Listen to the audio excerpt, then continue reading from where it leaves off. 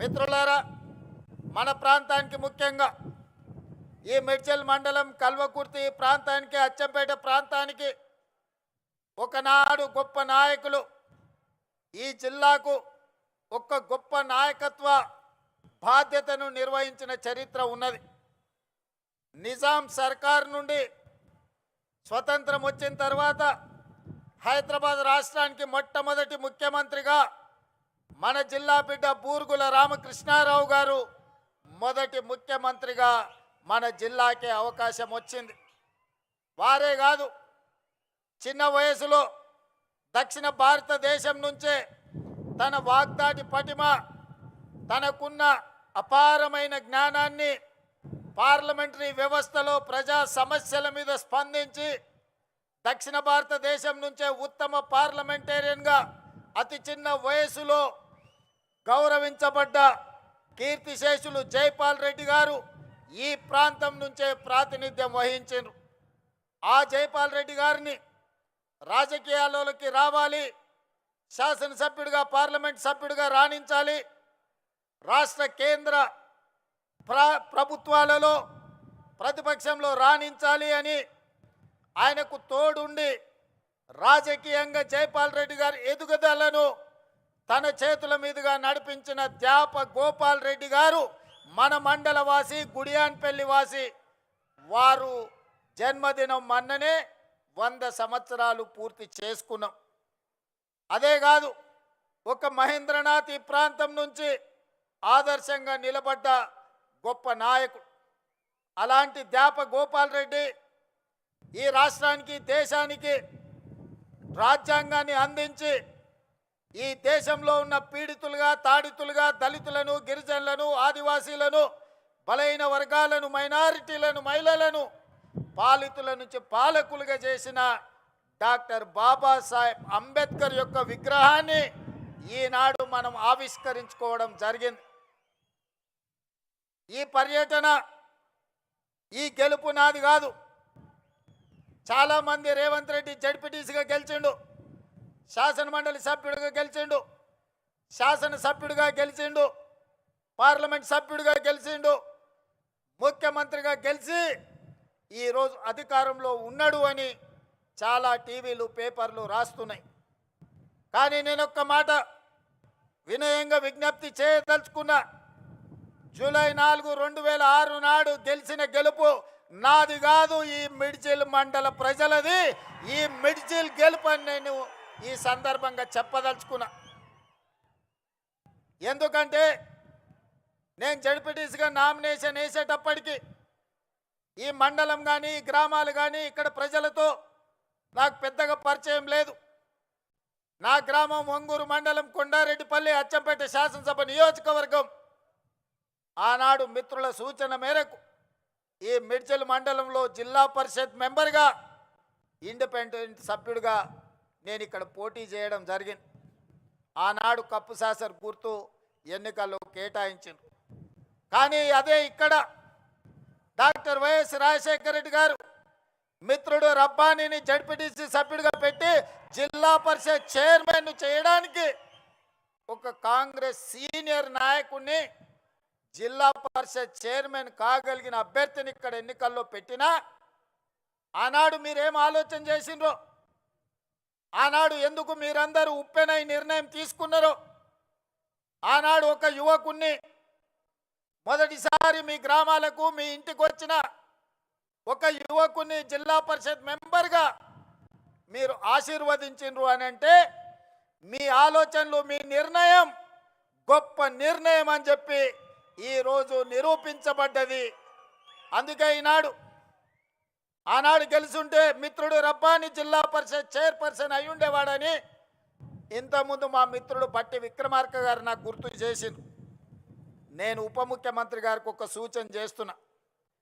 నా వల్ల ఎవరికైనా ఎంతో కొంత సాయం కావాలి, నా వల్ల ఊరుకు, మండలానికి ప్రయోజనం చేకూరాలి, నా వల్ల ఎవరికి నష్టం, కష్టం రాకూడదనేదే నా ఆలోచన, నా ఆశయం. అందుకే ఉప ముఖ్యమంత్రి గారికి, జడ్చర్ల శాసనసభ్యుడికి, పార్లమెంట్ సభ్యుడు మల్లు రవి గారికి ఒక విజ్ఞప్తి చేస్తున్నా. ఆనాడు నా మీద ఓడిన రబ్బానికి ఈనాటి ప్రభుత్వంలో ఒక మంచి బాధ్యత ఇవ్వండి. ఎందుకంటే సర్పంచ్గా, సింగిల్ విండో చైర్మన్గా, బ్లాక్ కాంగ్రెస్ ప్రెసిడెంట్గా ఈ ప్రాంత ప్రజలకు దాదాపుగా 35 సంవత్సరాలు రబ్బానీ సేవలు అందించండు. మరి ఆనాడు అనుకోని పరిస్థితుల్లో రబ్బానీ గారు ఓటమి చెందిరు, నేను గెలిచిన. మరి ఈనాడు మీరు నేను అతనికి అవకాశం ఇవ్వడానికి మన చేతిలో బాధ్యత ఉన్నది. అందుకే మీరు బాధ్యత తీసుకోవాల్సిందిగా మా ఉప ముఖ్యమంత్రి వర్యులు బట్టి విక్రమార్క గారికి నేను సూచన చేస్తున్నా. అదేవిధంగా మిత్రులారా, ఆనాడు జడ్పీటీసీగా నాతో పాటు పనిచేసిన ఎంపీటీసీలు, సర్పంచులు వాగులు దాటడానికి వాగుల్లో ఇసుక దొంగలిస్తుంటే వాగులు దాటేటప్పుడు మనుషులు కొట్టుకుపోయి చచ్చిపోయినారు. చాలా గ్రామాలకు రోడ్లు లేవు, చాలా గ్రామాలలో అభివృద్ధి లేదు. ఆనాడు ఉమ్మడి మహబూబ్ నగర్ జిల్లాలో ఈ మిడ్జిల్ మండలాన్ని, అదేవిధంగా గద్వాల శాసనసభ నియోజకవర్గంలో గట్టు మండలాన్ని డార్క్ మండలాలుగా ప్రకటించారు. డార్క్ మండలాలంటే 360 డిగ్రీస్ వెనుకబడి విద్య కానీ, వైద్యం కానీ, తాగునీరు కానీ, సాగునీరు కానీ, విద్యుత్తు కానీ ఎలాంటి సౌకర్యాలు లేని అత్యంత వెనుకబడిన ప్రాంతాలను డార్క్ మండలాలుగా, భూమిలో ఉండే నీళ్లు కూడా అందుబాటులో లేని మండలాలను డార్క్ మండలాలుగా ప్రకటించారు. మరి అత్యంత వెనుకబడిన మండలమైన ప్రజలు చైతన్యంతో చీకటి మండలంగా పిలువబడే ఈ మండలం, ఆ చీకట్లో నుంచి ఒక్క వెలుగు రేఖ రావాలి, మా జీవితాలు, మా తలరాతలు మార్చాలి, మా మండలం బాగుపడాలి అని 2006లో తీసుకున్న నిర్ణయం ఈనాడు తెలంగాణ రాష్ట్ర ముఖ్యమంత్రిగా ఒక అవకాశం నాకు వచ్చింది. మరి మండలానికి కృతజ్ఞత చెల్లించాల్సిన బాధ్యత నా మీద లేదా? అందుకే సహచర మంత్రివర్గ సభ్యుల్ని అనుమతి తీసుకొని ఈ మండలంలో ప్రతి గ్రామానికి అభివృద్ధి చేరాలి. ఈ మండలంలో ఉండే ప్రతి వాడు, అరే మేము ఆ రోజు మా ఇంటికి వచ్చిన మా సోదరుడు, మా ఊరికి వచ్చిన మా బిడ్డ ఈరోజు తెలంగాణ రాష్ట్రంలో ప్రభుత్వాన్ని నడిపించే బాధ్యత నిర్వహిస్తున్నాడు, మాకు సహాయం అందుతుందని మన వైపు చూస్తున్నారు. అందుకే నిస్సహాయాలుగా ఈ మండలం నిలబడడానికి వీల్లేదు. ఈ మండలం అభివృద్ధి జరగాలి, ఈ మండలం ఈ జిల్లాకే ఆదర్శంగా నిలబడాలి. అందుకే ఉప ముఖ్యమంత్రి గారికి ప్రత్యేకంగా నేను విజ్ఞప్తి చేస్తున్నా, ఈ మండలాన్ని మీరు దత్తత తీసుకొని ఇక్కడ జరగాల్సిన అభివృద్ధి కార్యక్రమాలను మీరు నిరంతరం నా మిత్రుడిగా పర్యవేక్షించాల్సిన బాధ్యత మీరు తీసుకోండి అని చెప్పి నేను కోరుకుంటున్నా. ఇంతకంటే ఈ ప్రజలకు నేను చేయగలిగింది ఏమీ లేదు. నాకు బాధ్యత వచ్చి ఉండొచ్చు, నేను ఎమ్మెల్సీ అయి ఉండొచ్చు, 2 సార్లు ఎమ్మెల్యే అయి ఉండొచ్చు, ఒకసారి పార్లమెంట్ సభ్యుడు అయి ఉండొచ్చు, Congress party working president, Congress party president. ఈనాడు మీ అందరి సహకారంతో తెలంగాణ రాష్ట్ర ముఖ్యమంత్రిగా బాధ్యతలు నిర్వహిస్తున్నా. ఇంతకంటే ఈ రాష్ట్రంలో కాంగ్రెస్ పార్టీ దగ్గర, తెలంగాణ ప్రజల దగ్గర నాకు అవకాశం ఇవ్వడానికి, నాతో పనులు చేయించడానికి వాళ్ళ దగ్గర ఇంకా ఏమీ లేదు ఇవ్వడానికి. వాళ్ళు ఉన్నదంతా సర్వం నాకు ఇచ్చిండ్రు, ఇవాళ నన్ను పెంచి పోషించిండ్రు.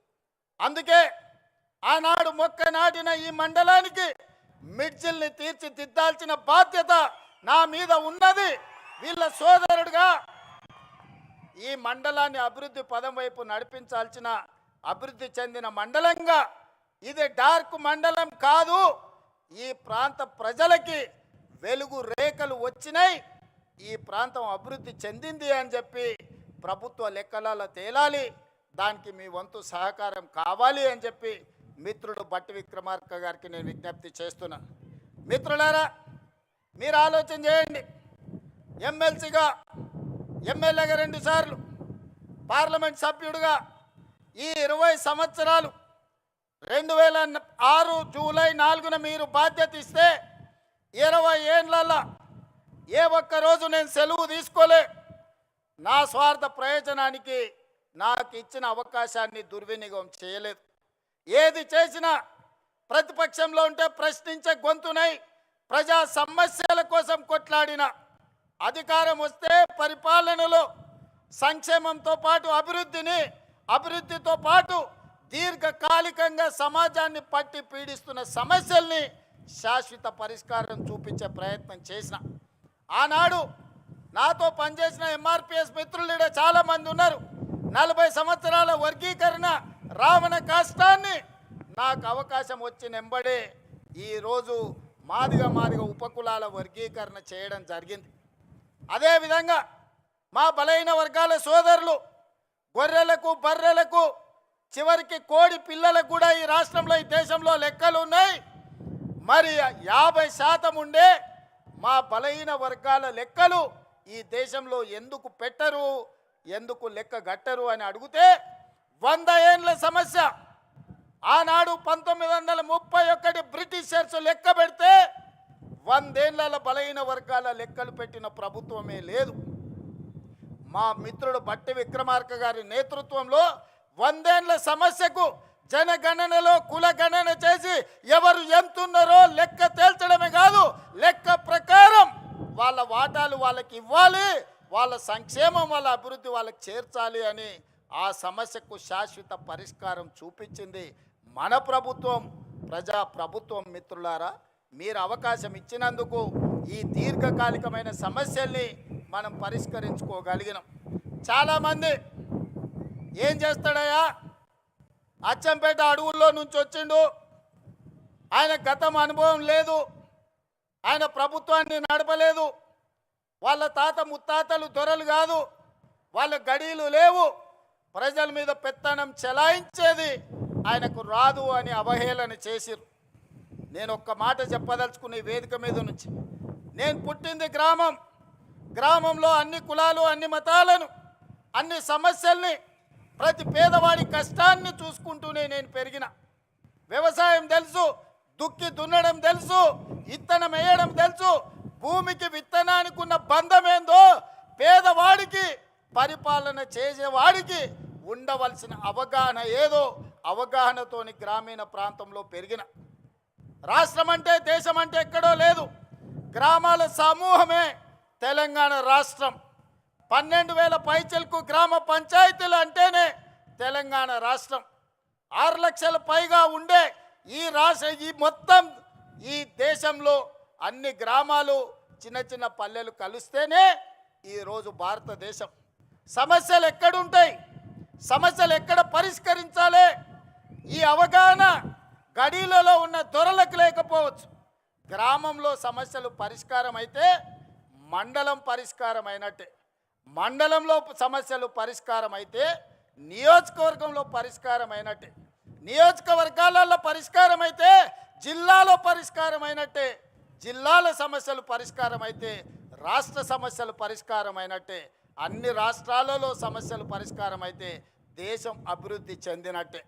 ఇప్పుడు చెప్పండి మిత్రులారా, కొండారెడ్డిపల్లిలో దళితులు, గిరిజనులు, బలహీన వర్గాలు, మైనారిటీలు, మహిళలు, పేదవాడి మధ్యలో పెరిగిన నేను, పేదల సమస్యలు తెలిసిన నేను ఆ సమస్యకు పరిష్కారం కనిపెట్టలేనా, పరిపాలన నేను అందించలేనా? పాలమూరు బిడ్డలు పరిపాలనకు పనికిరారా?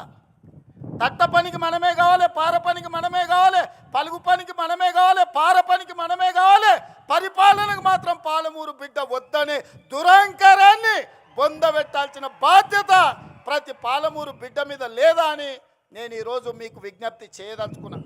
మిత్రులారా, అహంకారానికి కూడా అద్దు ఉంటుంది, అహంభావానికి కూడా ఒక అవకాశం ఉంటుంది. అహంభావం పెట్టేగిపోయి గద్దరన్నను గడీల ముందల 4 గంటలు ఎర్రటెండ కూర్చోబెట్టినోని ఇవాళ మనం క్షమించాలనా?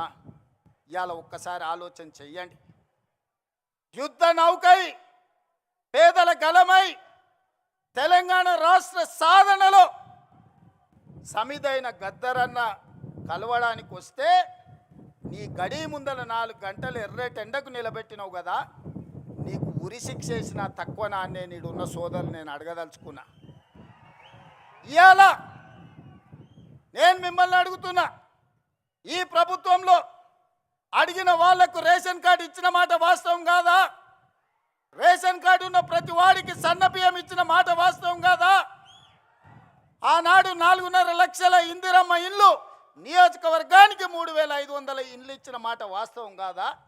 ఇవాళ అదనంగా మళ్ళీ 2,000 ఇండ్లు మంజూరు చేసిన మాట వాస్తవం కాదా ప్రతి నియోజకవర్గానికి? అదేవిధంగా 200 యూనిట్లు ఉచిత కరెంటు, ఆడబిడ్డల ఆర్టీసీలో ఉచిత ప్రయాణం, 21,000 కోట్ల రూపాయల రైతు రుణమాఫీ, 36,000 కోట్ల రూపాయల రైతు భరోసా, 80,000 కోట్ల రూపాయలు ఒట్లు కొనడానికి నిధులు ఖర్చు పెట్టి ఉచిత విద్యుత్తు కోసం 30,000 కోట్ల రూపాయలు వ్యవసాయానికి బట్టి గారు ఖర్చు పెట్టిన మాట వాస్తవం కాదా? 1,76,000 కోట్ల రూపాయలు ఈ చివరి ఇప్పుడు వేసే రైతు భరోసాతోని ఈ 30 నెలల్లో మా ప్రభుత్వం ఖర్చు పెట్టింది. సరాసరిన 5,600 కోట్లు ప్రతి నెల మేము ఖర్చు పెడితే 10 ఏళ్లలో మీరు ఖర్చు పెట్టింది ఏందో లెక్కలు తేల్చండి. మొన్నటికి మొన్న మా జూపల్లి గారు సవాలు విసిరిండ్రు. 70,000 కోట్ల రూపాయల అప్పున్న రాష్ట్రాన్ని మిగులు బడ్జెట్ 16,000 కోట్ల రూపాయలతో మీకు అప్పచెప్తే 8,21,000 కోట్ల రూపాయల అప్పులు చేసిరు. 20 లక్షల కోట్ల రూపాయల బడ్జెట్ మీ చేతులకు వచ్చింది. నేను అడుగుతున్న చంద్రశేఖర్ రావు గారిని, సంవత్సరానికి 2 లక్షల డబుల్ బెడ్రూమ్ ఇల్లు కట్టినా 10 ఏళ్లలో 20 లక్షల పేదలకు ఇల్లు కట్టించేవాళ్ళు. నేను ఇక్కడికి వచ్చిన మా అక్కల్ని మా సోదరుని అడుగుతున్నా, మీ ఊర్లలో కేసీఆర్ ఎవరికైనా డబుల్ బెడ్రూమ్ ఇల్లు ఇచ్చిండా? దళితులకు 3 ఎకరాల భూమి ఇచ్చిండా? ఇంటికో ఉద్యోగం ఇచ్చిండా? 1 ఎకరాలకు నీళ్లు వారిచ్చిండా? 1,00,000 కోట్లు పెట్టి కట్టిన కాళేశ్వరం 3 ఏళ్లలో కూలేశ్వరం అయ్యింది. 1,00,000 కోట్లు గోదావరి పాలైనాయి. ఇది కేసీఆర్ పరిపాలన. ఇవాళ వాళ్ళ కొడుకు వాళ్ళ అల్లుడు గల్లీ గల్లీ తిరుగుతున్నారు, గద్దల్లాక ఊరు మీద తిరుగుతున్నారు. రావాలి రావాలి అని. ఎవరయ్యా రావాలి అని నేను అడిగిన. అంటే పాపాల భైరవుడు ఫామ్ హౌస్లో బంధించిన పాపాల భైరవుడు మళ్ళా బయటికి రావాలని. తెలంగాణ ఉద్యమంలో అప్పులను, తప్పులను, అబద్ధాలను తెలంగాణ రాష్ట్రం కోసం ప్రజలు మన్నించారు. తెలంగాణ రాష్ట్రం వచ్చినాక 10 ఏళ్ళు అధికారం ఇచ్చిండ్రు. 10 ఏళ్లల్లో ఆయన చేసింది ఇసుక దోపిడీకి అడ్డం పడ్డ నేరళ్ళ దళితులను లారీలెక్కి తొక్కిచ్చిండు. పండించిన పంటకు గిట్టుబాటు ధర అడిగితే ఖమ్మం జిల్లాలో గిరిజనులకు బేడీలేసి జైల్లోకి తీసుకెళ్ళాడు. ప్రశ్నాపత్రాలు ప్రభుత్వ ఉద్యోగాల కోసమే ఉద్యమం జరిగితే గ్రూప్ 1 పబ్లిక్ సర్వీస్ కమిషన్ లక్షలాది రూపాయలతోని 100 కోట్లు కొల్లగొట్టి ప్రశ్నాపత్రాలు పల్లి బఠానీలలాగా అమ్ముకున్నారు. ఇల్లు ఇయ్యలే, పెన్షన్ ఇయ్యలే, నిధులు ఇయ్యలే, నీళ్ళు ఇయ్యలే, నిరుద్యోగ యువకులకు ఉద్యోగాలు ఇవ్వలే. మరి ఎందుకయ్యా వీళ్ళు ఇంతగానం రావాలి రావాలి అంటుర్రు? ఒక్కసారి మా సోదరులను ఆలోచన చేయమని అడుగుతున్నా. ఎందుకంటే అల్లుని మంత్రి చేసిండు, కొడుకుని మంత్రి చేసిండు, బిడ్డని ఎంపీని చేసిండు, ఓడితే ఎమ్మెల్సీ చేసిండు. ఆయన సడ్డకుని కొడుకు మందులు అందిస్తాడని రాజ్యసభ చేసిండు. వాళ్ళ చుట్టాలని దయాకర్రావును, వినోదరావును, కృష్ణారావును కావాల్సిన వాళ్ళందరినీ మంత్రులను చేసిండు. ఓడిపోతే ప్రభుత్వ సలహాదారులను చేసిండు. అందుకే వాళ్ళు తాపత్రపడుతురా, గుండెలు బాదుకుంటున్నారు, రావాలి రావాలి మా పాపాల భైరవుడు రావాలి అని. ఆ పాపాల భైరవుడు నీకు టీవీ ఇచ్చిండు చూపించుకోవడానికి, రాసుకోవడానికి పేపర్ ఇచ్చిండు, అబద్ధాలు చెప్పడానికి వినడానికి భజన పరులను ఇచ్చిండు. అందుకోసం వాళ్ళు రావాలంటారు. మరి నేను అడుగుతున్నా, ప్రజాపాలన ఎందుకు పోవాలి? మా యువకులకు నేను సూచన చేస్తున్నా, పెళ్ళికి పోయినా, సావుకు పోయినా, దావత్కు పోయినా, బీర్ షాప్కి పోయినా, బార్ షాప్కి పోయినా, కళ్ళు దుకాణానికి పోయినా, ఏడికి పోయినా చర్చ పెట్టుర్రు. ఈ ప్రజాపాలన పోవాలి ఎందుకు? ఫామ్ హౌస్లో బందీ అయిన పాపాల భైరవుడు రావాలి ఎందుకు అని చర్చ పెట్టుర్రు. ప్రజాపాలన ఎందుకు పోవాలి? రేషన్ కార్డు ఇచ్చినందుకు పోవాలనా? సన్నబియ్యం పెట్టినందుకు పోవాలనా, ఇందిరమ్మ ఇల్లు ఇచ్చినందుకు పోవాలనా, ఉచిత కరెంట్ ఇచ్చినందుకు పోవాలనా, రైతు రుణమాఫీ చేసినందుకు పోవాలనా, రైతు భరోసా చేసినందుకు పోవాలనా, వరి వేస్తే ఉరేసుకున్నట్టే అన్న ఆ దుర్మార్గుడు చెప్తే 2,88,00,000 మెట్రిక్ టన్నుల ఒట్లు పండిస్తే చివరి గింజ వరకు కొని 80,000 కోట్ల రూపాయలు చెల్లించినందుకు ప్రజాపాలన పోవాలనా? డ్రగ్స్ అమ్మేటోళ్ళను, గంజాయి అమ్మేటోళ్ళను బొక్కల పెట్టి మక్కలు ఇరగొట్టినందుకు ప్రజాపాలన పోవాలనా? మీరు వస్తే ఏం చేస్తారే? ఫామ్ హౌస్లలో అమ్మిన గంజాయి డ్రగ్స్ ఇవాళ రైతు బజార్లలో పెట్టి అమ్ముతారా? ఏం చేస్తారు మీరు? ఏం చేయనీకి రావాలి? ఏం అన్యాయం చేసినామని ప్రజాపాలన పోవాలి. ప్రజలు ఎన్నుకున్న ప్రభుత్వం, ప్రజలు కోరుకున్న ప్రభుత్వం, ప్రజలు ఆశీర్వదించిన ప్రభుత్వం, ప్రజల కోసమే పనిచేస్తున్న ప్రభుత్వం పోవాలని ఎందుకంటున్నారా అంటే వాళ్ళ సంపాదన ఆగిపోయింది, వాళ్ళ దోపిడీ ఆగిపోయింది, వాళ్ళ దొంగతనాలు ఆగిపోయినాయి. వాళ్ళతో పాటు దోపిడీ చేసిన అధికారులను నిన్న మొన్న ఒక్కనొక్కరిని చూస్తే 100, 200, 300 కోట్ల రూపాయలు సంపాదించిన వాళ్ళు ఇవాళ ఏసీ బోలకు పట్టుబడుతున్నారు. ఎక్కడదా ఈ సొమ్ము? ప్రజలను దోసుకున్నది కాదా? గజ్వేల్ ఎర్రవల్లిలో 1000 ఎకరాల ఫామ్ హౌస్ ఎక్కడి నుంచి వచ్చింది? నీ తాతలు ముత్తాతలు ఇచ్చిందా? 4 కోట్ల తెలంగాణ ప్రజలని దోసుకున్నదా? నీ కొడుకు జన్వాడల 100 ఎకరాల ఫామ్ హౌస్ వచ్చింది.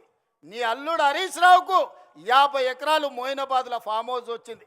నీ బిడ్డ కల్వకుంట్ల కవితకు శంకర్పల్లిల 25 ఎకరాల ఫామ్ హౌస్ వచ్చింది. నీ సడ్డకుని కొడుకు సంతోష్రావు లెక్కలైతే ఇక చెప్పేటట్టనే లేదు. ఎక్కడికి వెళ్ళి వచ్చినాయి 10 ఏళ్ళ? ఎక్కడివి ఆస్తులు? ఏడ సంపాదించారు? ఏం వ్యాపారం చేసిర్రు? ఎక్కడి నుంచి వచ్చిన ఈ సంపద, ఈ వజ్ర వైదూర్యాలు, ఈ బెంజు కార్లు ఎక్కడి నుంచి వచ్చినాయి? తెలంగాణ అప్పుల పాలైంది. రైతులు ఆత్మహత్యలు చేసుకుంటున్నారు. నిరుద్యోగ యువకులకు ఉద్యోగాలు రాలేదు. మా ఆడబిడ్డలు బతుకమ్మ చీరలు ఇస్తే కూడా అందులో కమిషన్లు కొడితే ఆ చీరలు తీసుకుపోయి పొలాల కాడ పిట్టలను బెదిరియనికే కట్టే పరిస్థితి. దుర్మార్గుడా, నీచుడా, బతుకమ్మ చీరలు ఆడబిడ్డలకి ఇచ్చే చీరలు కూడా వదలలేదు నీ దోపిడీకి. అందుకోసం నువ్వు రావాలనా? నువ్వు రాష్ట్రాన్ని 8,21,000 కోట్ల రూపాయల అప్పుల పాలు చేసినావు కదా, మరి మీరు 1,00,000 కోట్ల అధిపతులు ఎట్లయిరో లెక్క చెప్పమని నేను అడుగుతున్నా. అడగమని మా సోదరులను అడుగుతున్నా. మా జంజీ పిల్లల్ని నేను చెప్తున్నా. మీరు ఆలోచన చేయండి. 10 ఏళ్ళల్లో 1,00,000 కోట్లు కేసీఆర్ ఎట్లా సంపాదించిండు?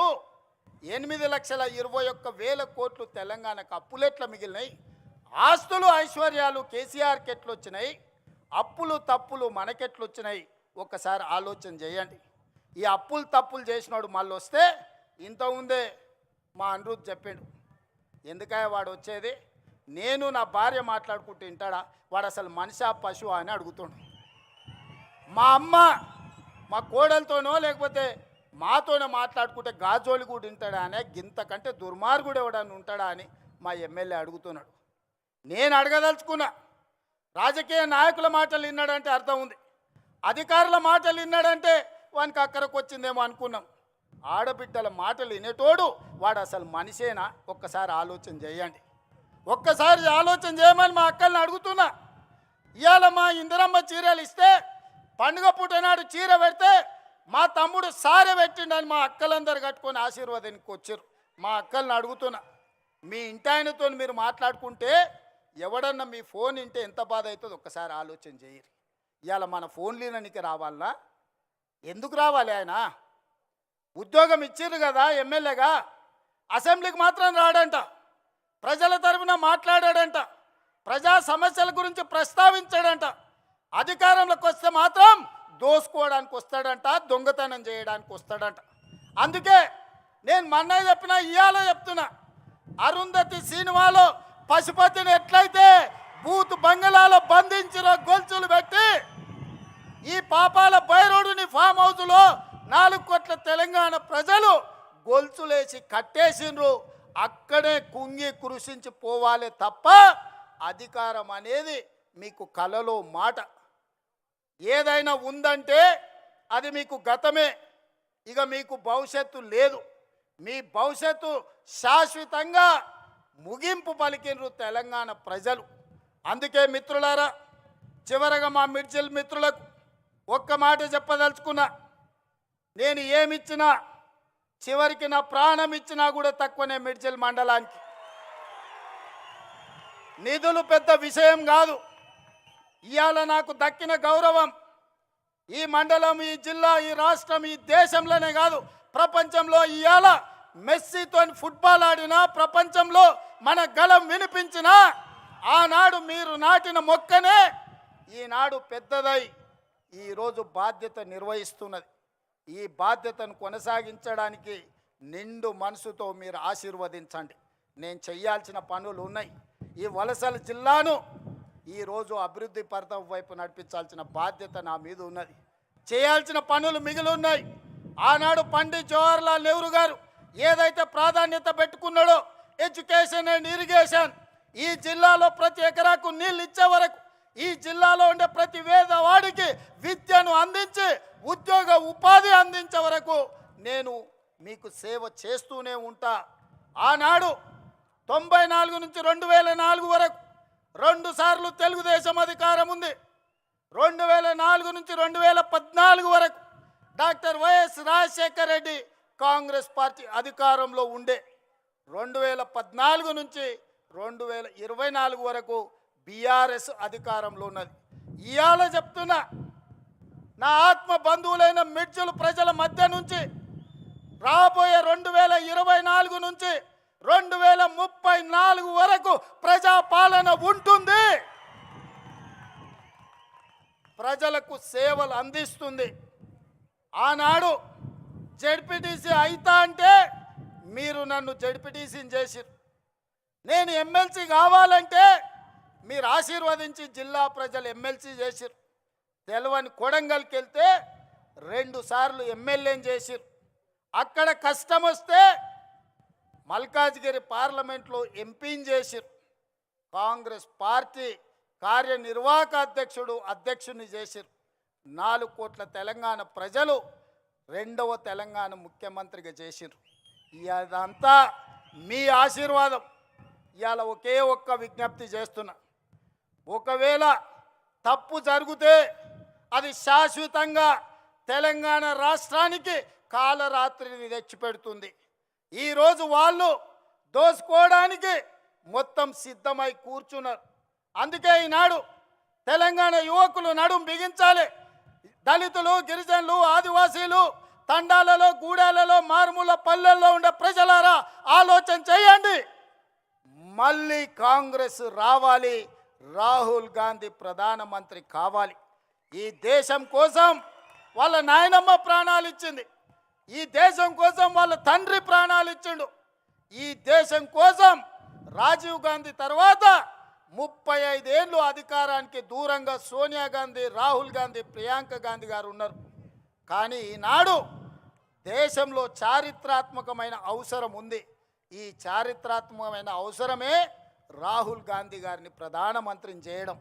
మరి రాహుల్ గాంధీ గారు ప్రధానమంత్రిని చేయాలంటే నేను ఒక సమిధనై రాహుల్ గాంధీని ప్రధానమంత్రిని చేయాల్సిన అవసరం లేదా? మీరు ఒక్కసారి ఆలోచన చేయండి. అందుకే మిత్రులారా, నాకు సహాయం అందించిన చిన్నవాడైనా, పెద్దవాడైనా, పేదవాడైనా, వెనుకబడిన ప్రాంతమైనా గుర్తు పెట్టుకొని వెనక్కి తిరిగి సహాయం అందించే ప్రకృతి నాకు ఒక అవకాశాన్ని ఇచ్చింది. మరి ఇవాళ ఇంత పెద్ద అవకాశం ఇచ్చిన రాహుల్ గాంధీ గారికి, సోనియా గాంధీ గారికి, దేశ ప్రజలకు రాహుల్ గాంధీ గారిని ప్రధానమంత్రిని చేసే సందర్భంలో తెలంగాణ ప్రజల అండగా ఉండాల్సిన అవసరం లేదా? ఆలోచన చేయండి.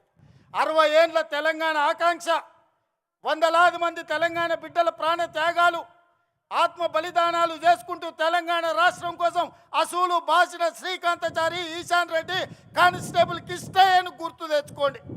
ఈ సమస్యకు శాశ్వత పరిష్కారం చూపించిన సోనియా గాంధీ గారి కుటుంబానికి మనం కృతజ్ఞత తెలపాల్సిన అవసరం ఉన్నది. ఆ కృతజ్ఞతనే రాహుల్ గాంధీ గారిని ప్రధానమంత్రిని చేయాలి. అందుకే మిత్రులారా, 2029 ఎన్నికల్లో నాతో నడవండి. మనందరం కలిసి నడుద్దాం. ఈ దేశానికి రాహుల్ గాంధీ గారిని ప్రధానమంత్రిని చేద్దాం. మీరందరూ అండగా నిలబడాలి. మీరందరూ అండగా నిలబడతామని మాట ఇస్తున్నారా? మాట ఇస్తున్నారా? మాట ఇస్తున్నారా? రాహుల్ గాంధీని ప్రధానమంత్రిని చేసే బాధ్యత ఈ మిడ్జిల్ నుంచే మొదటి అడుగు పడాలి. 1000 అడుగులు 1000 కిలోమీటర్లు నడవాలన్నా ఒక్క అడుగుతోనే మొదలవుతుంది. రాహుల్ గాంధీ గారిని ప్రధానమంత్రిని చేసే మొదటి అడుగు మిడ్జిల్ మండలం నుంచే పడాలి. మీరందరూ సిద్ధమేనా? సిద్ధమేనా? సిద్ధమేనా? సిద్ధమేనా? వేదిక మీద ఉన్న మా సోదరులు సిద్ధమేనా? సిద్ధమైతే అందరూ లేచి నిలబడి పిడికిలు ఎత్తండి. జై కాంగ్రెస్.